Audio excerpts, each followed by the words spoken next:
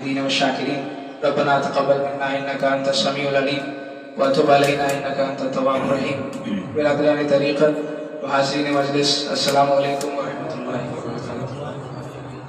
সর্বপ্রথম আপনাদের সকলকে এই রমজান মাসের আমি অনেক অনেক শুভেচ্ছা জানাতে চাইবো যে আল্লাহ পাক আমাদের রমজান মাস দিয়েছেন এবং আজকে রমজান মাসের 15তম দিন হয়ে গেল। 15 রমজানের দিন। আজকে ইমামে হাসান আল মুস্তাফা আলাইহিস সালাতু ওয়াস সালামের জুহুরে নূর হয়েছিল, অর্থাৎ ওনার জন্মদিন। বাহ্যিকভাবে জাহিরিভাবে উনি আজকে দুনিয়াতে তাশরীফ এনেছিলেন, কিন্তু ওনার তাখলিক ওনার খালক কখন হয়েছে সেটা আল্লাহ পাক জানেন। সর্বপ্রথম আল্লাহ পাক রাসূল পাক সাল্লাল্লাহু আলাইহি ওয়াসাল্লামের নূরকে সৃষ্টি করেছেন। হাদিস শরীফে আছে হুজুর সাল্লাল্লাহু আলাইহি ওয়াসাল্লাম বলেছেন আউয়ালু মা খালাকাল্লাহু নূরি, সর্বপ্রথম আল্লাহ পাক আমার নূরকে সৃষ্টি করেছেন, তারপরে আল্লাহ পাক অন্য কিছু সৃষ্টি করেছেন। তো যাই নাতি রাসূল পাক সাল্লাল্লাহু আলাইহি ওয়াসাল্লামের তো এই রমজান মাস যেটা আল্লাহ পাক দিয়েছেন আমাদেরকে, এটারও অনেক ফজিলত আছে, অনেক গুরুত্বপূর্ণ মাস আল্লাহ পাক দিয়েছেন, অনেক গুরুত্ব আছে এই মাসে। এই মাসটাকে বলা হয় শাহরে মাগফিরাত, মানে এই মাসে আল্লাহ পাক মাগফিরাত করেন। শাহরে রাহমা বলা হয়, মানে রহমতের মাস। তো আল্লাহ পাক কি অন্য মাসে উনি রহমানুর রহিম নাই? আছেন অবশ্যই। 11 মাসে আল্লাহ পাক রহমানুর রহিম আছেন বাকি, এবং বাকি 11 মাসে আল্লাহ পাক মাগফিরাত করেন মানুষের। কিন্তু বিশেষভাবে রমজান মাসকে কেন বলা হলো শাহরে মাগফিরাত এবং শাহরে রহমা? এই কারণে বলা হলো যে বিভিন্ন আরো যে 11 মাস আছে, প্রত্যেকটা মাসে আমরা কিন্তু আল্লাহ পাকের কাছে আমরা মাগফিরাত তালাব করি। আমরা চাই যে আল্লাহ আমাদেরকে মাগফিরাত করে দাও, আমাদেরকে জাহান্নামের আগুন থেকে পরিত্রাণ দাও, আমাদেরকে ক্ষমা করে দাও। কিন্তু এই একটা মাস আছে যেতে আল্লাহ পাক বলেন বান্দাকে যে কে আছে যে আমার মাগফিরাত তালাব করছে, কে আছে যাকে আমি ক্ষমা করব। আল্লাহ পাক নিজে খুঁজেন, এবং এটাকে শাহরে মাগফিরাত এবং শাহরে রহমত এই জন্য বলা হয় যে এই মাসে আল্লাহ পাকের রহমত মানুষকে খুঁজে যে কার উপরে বর্ষণ, সবারই উপরে আল্লাহ পাকের রহমত বর্ষিত হচ্ছে।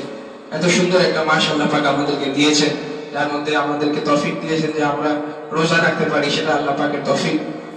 এবং এই মাসে যখন চাঁদ হিসাবে দেখা যায় যে 14 দিনে চাঁদ পরিপূর্ণ হয়, মোকাম্মল হয়, যেটাকে আরবিতে বলা হয়।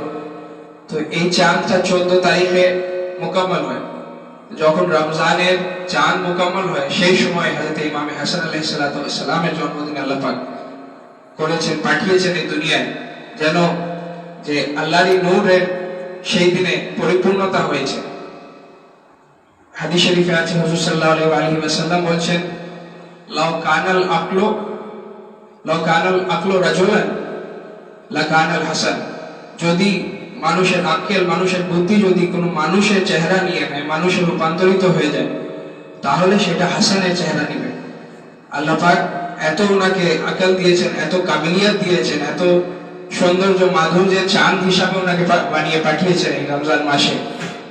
এত কিছু আল্লাহ পাক ওনাকে দিয়ে পাঠিয়েছেন। এই জন্য বলছেন লাউ কানাল আকলু রাজুলান লাকানাল হাসান, যদি আক্কেল, যদি বুদ্ধি মানুষের রূপান্তরিত হতো, মানুষের চেহারা নিত, তাহলে হাসানের চেহারা নিত। যাই হোক, এক সময় রাসূল পাক সাল্লাল্লাহু আলাইহি ওয়াসাল্লাম 3 হিজরির ঘটনা, ইমামে হাসান আলাইহিস সালামের জন্মের আগে রাসূল পাকের চাচি যান হযরতে উম্মে ফজল, হযরতে আব্বাস আলাইহিস সালামের স্ত্রী, রাসূল পাকের চাচি যান ছিলেন হযরতে আব্বাস। ওনার স্ত্রী রাসূল পাক সাল্লাল্লাহু আলাইহি ওয়াসাল্লামের কাছে আসলেন। উনি এসে বললেন ইয়া রাসূলুল্লাহ, আমি একটা খুব খারাপ স্বপ্ন দেখেছি, আপনাকে সেটা বর্ণনা করতে চাই, তার মানে আপনি যদি বলেন, তার তাবির আমাকে বলেন, তো আমি খুব খুশি হতাম। হুজুর সাল্লাল্লাহু আলাইহি ওয়াসাল্লাম বললেন যে বলেন চাচি যান কি? তখন হযরত উম্মে ফজল বলছেন যে ইয়া রাসূলুল্লাহ, আমি স্বপ্ন দেখেছি যে আপনার দেহ থেকে গোশ কেটে আমার কোলে এসে পড়েছে। তো ইয়া রাসূলুল্লাহ, এই স্বপ্নের মানে কি হবে? আপনি কি কোনো যুদ্ধে যাবেন, সেখানে কি আহত হবেন?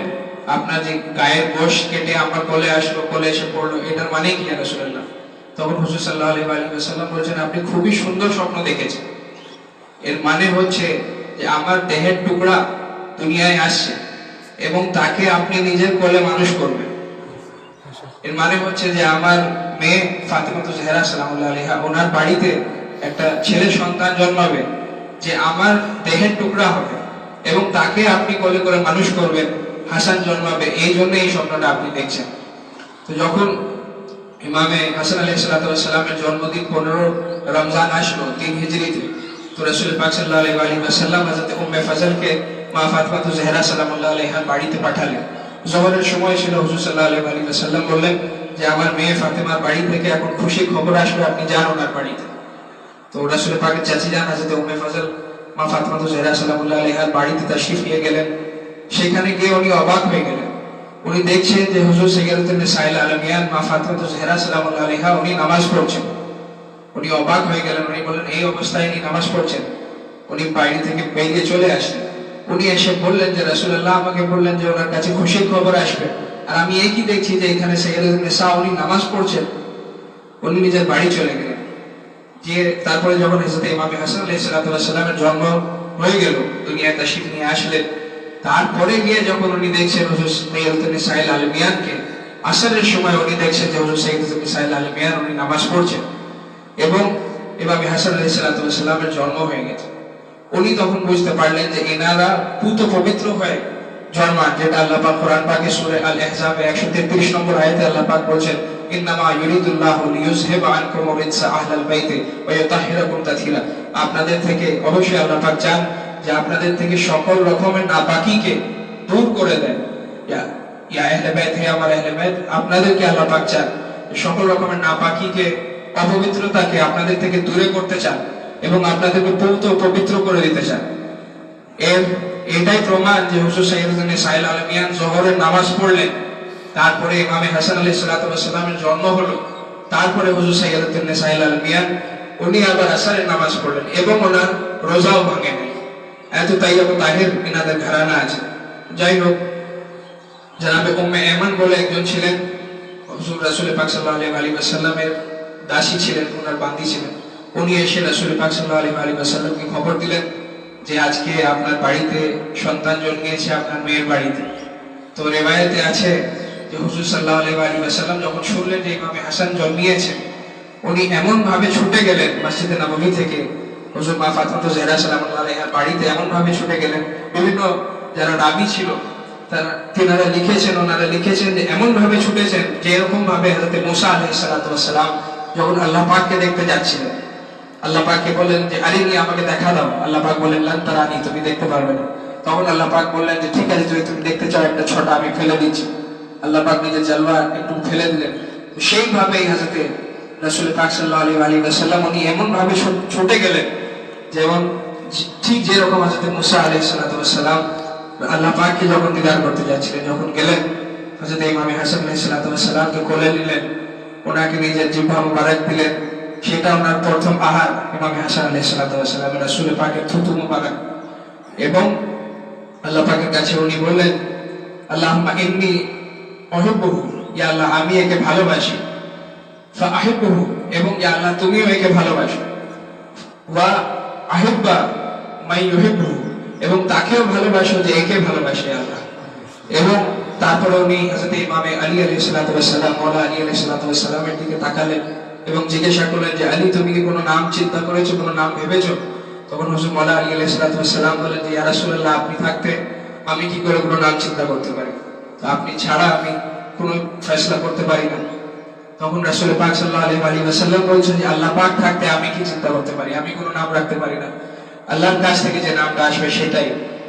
সেই সময় এত সময় জিবরিল আমিন উনি আসলেন এবং জিবরিল আমিন এসে বললেন যে ইয়া রাসূলুল্লাহ, আপনার কাছে আলী সেই রকমই আছেন যেরকম মুসা আলাইহিস সালামের কাছে হারুন আলাইহিস সালাম ছিলেন, ঠিক সেই রকমের।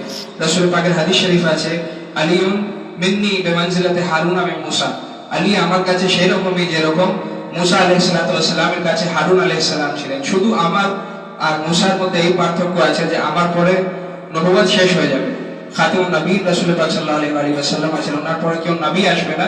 এই জন্য মাওলা আলী আলাইহিস সালাম ওয়ালি হয়েছে, ওয়ালিউল্লাহ বলা হয় ওনাকে। তো হুজুর সাল্লাল্লাহু আলাইহি ওয়াসাল্লাম বলেন জিবরিল আমিন তখন বলেন যে যেরকম আপনি মুসা আছেন, আপনার সাথে হারুন আছে। হারুন আলাইহিস সালামকে আল্লাহ পাক দুটো ছেলে দিয়েছিলেন, তাদের নাম ছিল সুব্বার আর সুবাইর। তো ইয়া রাসূলুল্লাহ, আল্লাহ পাক চান যে এনার নাম সাব্বার হোক এবং এনার একটা ভাই হবেন যিনি দুনিয়ায় আসবেন এর পরের বছর, ওনার নাম শাব্বির হবে। সাব্বার ও শাব্বির আল্লাহ পাকের কাছ থেকে নাম বেছে নেওয়া হলো। তখন রাসূল পাক সাল্লাল্লাহু আলাইহি ওয়াসাল্লাম বলেন ইয়া রাসূলুল্লাহ, এটা হিব্রু নাম, মানে হেব্রানি জবান, যেটা ইব্রাহিম আলাইহিস সালামের সময়, যেটা মুসা আলাইহিস সালামের সময় যে জবান ছিল সেই ভাষাটা। তো আমরা আরবি জবানে যদি এর মানে করা হয়, তো আল্লাহ পাকের কাছ থেকে আবার আসলে যে এটা হাসান হবে, তখন হুজুর সাল্লাল্লাহু আলাইহি ওয়াসাল্লাম এটা হাসান রাখলেন এবং ওনার ভাইজানের নাম হোসেন ওটা বেছে নেওয়া হলো। এবং পুরো মদিনা শরীফে এটা মুসলমানদের জন্য প্রথম ঈদ হল। যখন হিজরত করে ওনারা মক্কা থেকে প্রতারিত হয়ে যখন মদিনা শরীফ তাশরীফ নিয়ে আসলেন মুসলমানরা, মুহাজিররা, বিভিন্ন ওনাদের উপরে সাবে আবু তালেবে ওনাদেরকে আইসোলেট করে দেওয়া হয়েছিল, একধার করে দেওয়া হয়েছিল, কণ্ঠাসা করে দেওয়া হয়েছিল, মুসলমানদের সাথে কোনো রিলেশন রাখতো না কেউ। বিভিন্ন অত্যাচার গিয়েছে, খেতে পেতেন না মুসলমানরা। বিভিন্ন রিওয়ায়াতে হয়েছে যে রাসূল পাক সাল্লাল্লাহু আলাইহি ওয়াসাল্লাম নিজেও পেটে পাথর বেঁধেছেন, এতটা কষ্ট হয়েছে। এত কষ্টের পর কষ্ট যাওয়ার পরে এই 15 রমজানের দিন রাসূল পাক ডিক্লেয়ার করলেন যে আজকে আমাদের জন্য খুশির দিন, এবং বললেন যে পুরো মদিনায় তুমি চিরাগাল করো, পুরো মদিনা শরীফে প্রদীপের আলো করা হোক সেই সময়। এবং 22 কি 23 রমজানে হয়তো যখন 6 দিন বা 7 দিনের ছিলেন ইমামে হাসান আলাইহিস সালাম, রাসূল পাক সাল্লাল্লাহু আলাইহি ওয়াসাল্লাম ওনার আকিকা দিলেন, দুটো ছাগলকে জবাই করে বিলি করা হলো। এবং ওনার যে চুল ছিল তার যে ওজন ছিল সেই ওজনে রাসূল পাক সাল্লাল্লাহু আলাইহি ওয়াসাল্লাম চাঁদি সাদকা করলেন, সবাইকে বিলি করে দিলেন।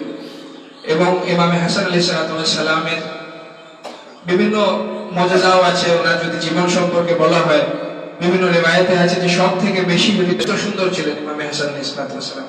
যখন বাজার থেকে তাশরীফ নিয়ে যেতেন সবাই দাঁড়িয়ে যেত, সবাই ইমাম পাকের সাথে মুসাফা করত, সবাই বলতো যে আমাদেরকে মনে হচ্ছে যে রাসূল পাক যুবক বেলায় আবার চলে এসেছেন, যুবক বয়সে আমাদের সামনে চলে এসেছেন। এতটা মুশাবাহাত রাখতেন। সব থেকে বেশি ওনার কথোপকথন, ওনার কথা বলা রাসূল পাকের মতন ছিল, ব্যবহারে, আচরণে সবকিছু রাসূল পাকের মতন পেয়েছিলেন। একটা ঘটনা আমার মনে পড়লো, ইমামে হাসান আলাইহিস সালামের একটা মুজিজা আছে।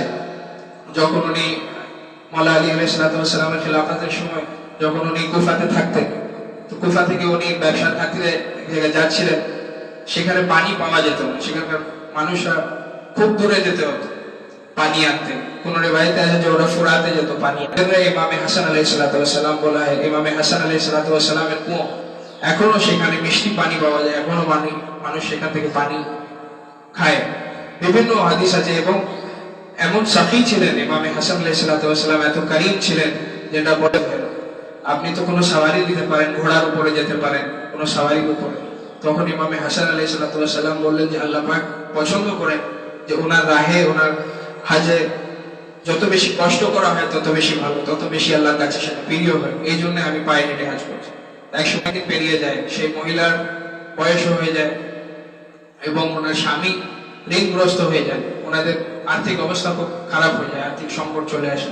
তখন উনি নিজের স্বামীকে বলেন যে সেখানকার মানুষরাও সালাম দিলেন এবং বললেন শুধু এই নয়, এরপরে আমার একটা ছোট ভাই আছে ইমামে হোসেন, ওর বাড়িতে যান, ও আপনাকে খাতির করবে। তারপরে ইমাম হোসেনের বাড়িতে যখন গেলেন, সেইখানেও 1000 ছাগল ইমাম হোসেন আলাইহিস সালাম দিলেন। এবং সেইখানে থেকে যাওয়ার আগে করার ক্ষমতা কিছু। এক সময় একজন এসে ইমামে হাসান আলাইহিস সালাম এর সামনে মাওলা আলী আলাইহিস সালামকে গাল দিচ্ছিল। তো অন্য কেউ যদি হতো আমার বাপকে গাল দিচ্ছে, সে রেগে যেত বা কিছু করতো। তো ইমামে হাসান কিন্তু চুপ থাকলেন, বরদাস্ত করছিলেন। উনি হেসে হেসে কথা বলছিলেন ওর সাথে। ও কিন্তু মাওলা আলী আলাইহিস সালামকে গাল দিয়েই যাচ্ছে, কিন্তু মাওলা কিছু বলছেন না। যখন হয়ে গেল ওর বলা, তখন মাওলা বললেন যে তুমি কিছু খাবার খাও, তুমি অনেকক্ষণ দিয়ে বলছিলে, বকছিলে, তোমার হয়তো কষ্ট হচ্ছে। ওকে খাবার দিলেন মাওলা, ওকে শরবত দিলেন, দিয়ে রাত হয়ে গেল, রাত্রে খাবার দিলেন ওকে। রাতে ওকে বললেন যে তুমি আমার বাড়িতে থাকো, নিজের বাড়িতে ওকে রাখলেন, নিজের বাড়িতে থাকলো মাওলার বাড়িতে। তারপরের দিন সকালে ওকে বললেন তুমি বাড়ি যাবে, ঠিক আছে। মাওলা নিজের ঘোড়া ওকে দিয়ে দিলেন, বললেন আমার সাওয়ারি নিয়ে যাও, এবং 1000 দিরহাম ওকে দিলেন যে এই 1000 টাকা তুমি রাখো, তুমি যাও, এটা নিয়ে চলে যাও, এটা আমার তরফ থেকে তোহফা স্বরূপ, একটা স্বরূপ তোমাকে দিলাম, গিফট হিসাবে, তুমি এটা নিয়ে চলে যাও। সে লোকটা যখন ঘোড়াতে চাপলো, ঘোড়া চেপে যখন যাচ্ছে, অনেকটা দূর চলে গেছে, তখন ওর মনে অনুতাপ হলো। সে আবার যখন ফিরে আসলো, ফিরে এসে মাওলা ইমামে হাসান আলাইহিস সালামের পায়ে পড়ে গেল এবং কাঁদতে লাগলো। এবং তারপরে সে কালমা পড়লো, মুসলমান হলো। এবং সে বলল যে আমি এবারে বুঝতে পেরেছি যে আল্লাহ পাক রিসালাতে কোন বাড়িতে রেখেছেন। যে বাড়ি সব থেকে যোগ্য বাড়ি, সেই বাড়িতে আল্লাহ পাক রিসালাতকে রেখেছেন। আজকে আমি বুঝতে পারলাম। এবং ইমামে হাসান আলাইহিস সালামের ইলমের কি মাকাম ছিল। ইমামে হাসান কে যখন কোনো প্রশ্ন করা হতো, সঙ্গে সঙ্গে মাওলা ইমামে হাসান আলাইহিস সালাম উত্তর দিতেন, সঙ্গে সঙ্গে, মুহূর্তের মধ্যে। একজন জিজ্ঞাসা করলো ইমামে হাসান আলাইহিস সালামকে যে বলেন তো মাওলা, যে দুনিয়ার মধ্যে সব থেকে শক্ত জিনিস কোনটা আছে? 10টি সব থেকে শক্ত জিনিস বলেন, যেটা একের পরে এক সব থেকে শক্ত হয়। মানে একটা জিনিস শক্ত, তার থেকেও বেশি শক্ত, এরকম ভাবে 10টা জিনিস আপনি বলেন দুনিয়ার মধ্যে। তো ইমামে হাসান আলাইহিস সালাম বললেন যে সর্বপ্রথম হচ্ছে পাথর। পাথর হচ্ছে সব থেকে শক্ত, এবং তার থেকেও বেশি শক্ত হচ্ছে লোহা। লোহা পাথরকে ভেঙে দেয়। এবং তার থেকেও বেশি শক্ত হচ্ছে আগুন। আগুন লোহাকেও পিঘলিয়ে দেয়। এবং আগুনের থেকে শক্ত হচ্ছে পানি। পানি আগুনকেও নিভিয়ে দেয়। এবং পানির থেকে বেশি শক্ত হচ্ছে সেই মেঘ, যে মেঘে পানি থাকে। সে পানিকেও যে উনি যুদ্ধ করলেন না কেন? কেন?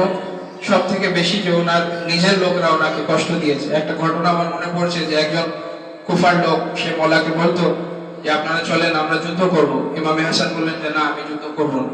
কেন? আমার নিজের লোকরা আমার নেই। তো ও বললো যে না। সে এসে, সে যখনই মওলা ইমামে হাসান আলাইহিস সালামের সাথে দেখা হতো, সে বলতো আসসালামু আলাইকুম ইয়া মুজিল্লাল মুমিনিন, নাউজুবিল্লাহ, যে আপনার উপরে সালাম হোক, যে মুমিনদেরকে ছোট করে, যে মুমিনদেরকে ইনসাল্ট করে। মুজিল্লাল মুমিনিন, যে মুমিনদেরকে জালিল করে, বেইজ্জত করে। তো ইমামে হাসান কিছু বললেন না। দিয়ে ও বললো যে আপনি কেন যুদ্ধ করতে যাচ্ছেন না? তখন ইমামে হাসান বললেন যে তুমি মাত্র 9 জনকে নিয়ে আসো, শুধু 9 জনকে নিয়ে আসো, আমি ওর সাথে যুদ্ধ করতে রাজি আছি। তো ও বললো বেশ ঠিক আছে, আমি নিজের গ্রামে যাব, সেখান থেকে নিজের সৈন্যকে নিয়ে আসবো। 9 জন, কোনো ব্যাপার নেই। তখন ইমামে হাসান বললেন যে তুমি শুধু এক কাজ করবে, যে ওদেরকে বলবে যে ন্যাড়া হয়ে আসে, মাথার চুলটা সব যেন ছিলে চলে আসে। এবং যতক্ষণ সে মাথার চুল কাটবে না, ততক্ষণ নিজের চেহারা কিন্তু দেখতে পারবে না আয়নায়। যখন চুল কেটে নিবে, তারপরে চেহারা দেখবে। শুধু 9 জনকে নিয়ে আসবে। উনি চলে গেলেন নিজের গ্রামে, এবং খুঁজে খুঁজে খুঁজে অনেক দিন পর উনি আসলেন। উনি কিন্তু নিজেই নেড়া হয়ে চলে আসলেন, আর কেউ ছিল না সঙ্গে। তো ইমামে হাসান বললেন যে তুমি 9 জনকেও পেলে না, যে আমার সঙ্গে যাবে আর মাবিয়ার সাথে, মাবিয়ার বিরুদ্ধে যুদ্ধ করবে, আর তুমি বলছো যে আমি ওর সাথে যুদ্ধ করব। তুমি কি চাও? সাধারণ মুসলমানদের রক্তপাত হোক? ওর দিকেও মুসলমান আছে, আবার দিকেও মুসলমান আছে। এই হিকমতে ইলাহি ছিল, আল্লাহ পাকের ইচ্ছা ছিল, যার কারণে, আল্লাহ পাকের হুকুমের কারণে ইমামে হাসান আলাইহিস সালাম উনি সেখানে চুক্তি করলেন, মাবিয়ার সাথে যুদ্ধ করলেন না। এটা একটা আলাদা টপিক হয়ে যাবে, অন্য সময় ইনশাআল্লাহ আপনাদের কাছে বয়ান করবো। আরো আমাদের মাওলানা হাশিম রাজা সাহেব, উনি শাহের থেকে এসছেন ইমামে হাসান মুস্তাফা আলাইহিস সালামের শানপাকে। উনি ইনশাআল্লাহ কিছু বক্তৃতা এখানে করবেন, তারপরে মাহফিল শেষ হবে। আমি শুধু এই বলে দোয়া করবো যে মাওলা আমাদেরকে তৌফিক দেন যেন প্রত্যেক বছর ইমামে হাসান আলাইহিস সালামের জন্মদিনকে পালন করতে পারি, এবং ওনার জীবন থেকে আমরা কিছু শিক্ষা নিতে পারি। সুবহান রাব্বিকা রাব্বিল ইজ্জাতি আম্মা ইয়াসিফুন, সালামুন আলাল মুরসালিন, ওয়ালহামদুলিল্লাহি রাব্বিল আলামিন। ওয়া লা ইলাহা ইল্লাল্লাহু মুহাম্মাদুর রাসূলুল্লাহ।